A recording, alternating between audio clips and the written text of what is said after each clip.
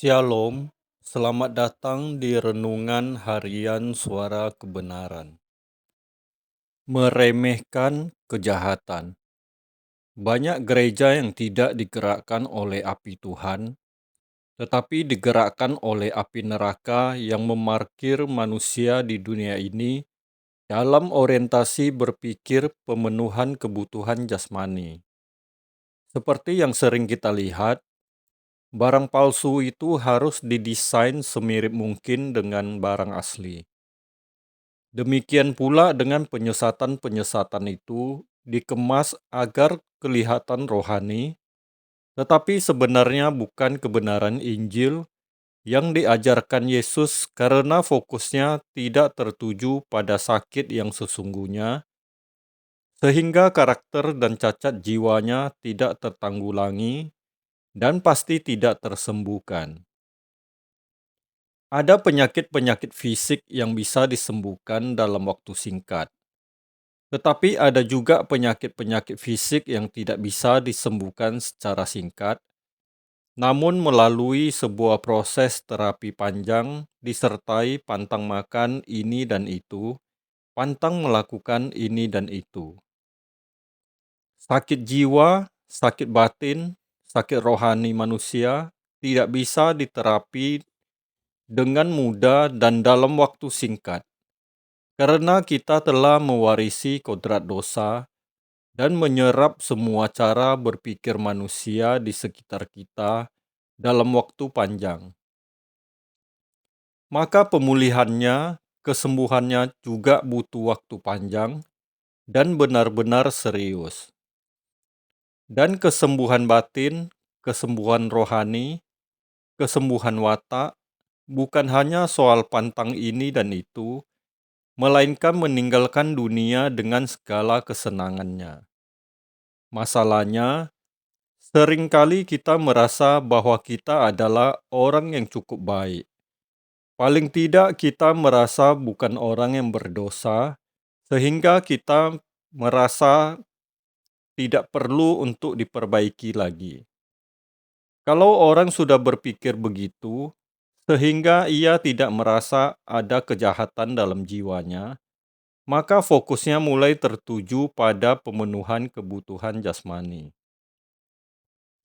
Iblis itu bukan hanya bisa melingkar di pohon di tengah Taman Eden, melainkan juga bisa melingkar di mimbar gereja dan tidak mengajarkan kebenaran yang murni sehingga dalam kurung waktu tertentu sakit karakter orang atau jemaat tidak bisa diobati lagi.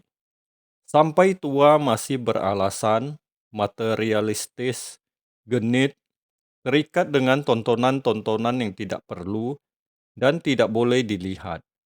Itu adalah cacat karakter kita yang harus ditanggulangi dengan serius. Tuhan menghendaki agar kita selalu haus dan lapar akan kebenaran.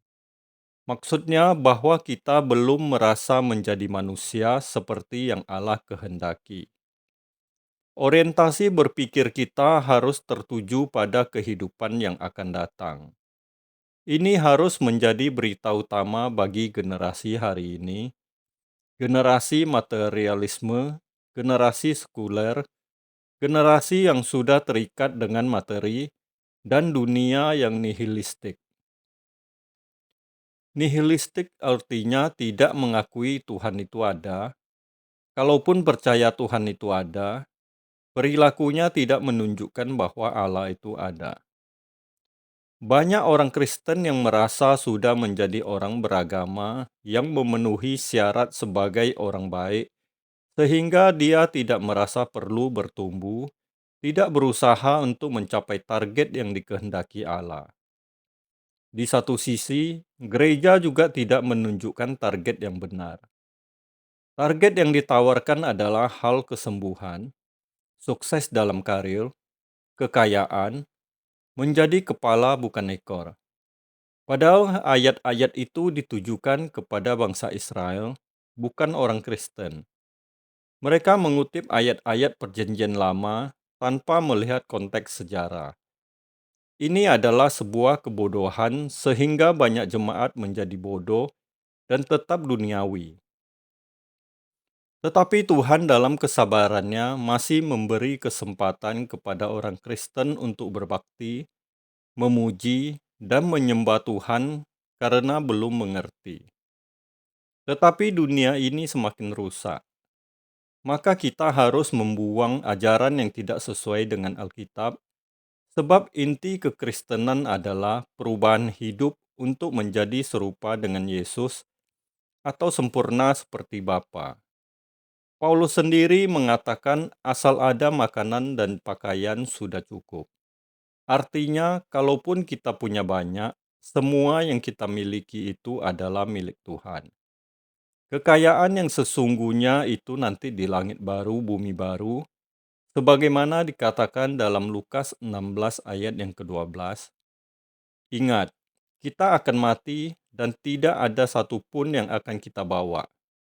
Kita harus mengumpulkan harta di surga, yaitu menanggulangi kejahatan kita ini.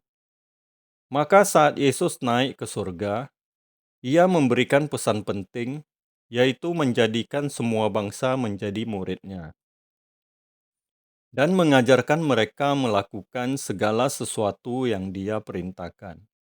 Artinya, segala sesuatu yang Dia kenakan dan yang harus semua orang Kristen kenakan. Dengan demikian, sejak seseorang menjadi orang Kristen, maka tidak ada kepentingan apapun selain belajar dari Tuhan Yesus untuk menjadi seperti Dia. Kesalahan banyak orang Kristen pada umumnya adalah mereka menerima kekristenan sekedar agama, lalu terparkir dalam kebodohan dan hidup dalam kewajaran hidup. Padahal kewajaran hidup merupakan musuh terselubung, di mana membuat seseorang merasa sudah cukup menjadi orang Kristen, ke gereja, memuji Tuhan, menjalankan kegiatan rohani, padahal yang utama adalah keubahan hidup setiap hari untuk menanggulangi kejahatan.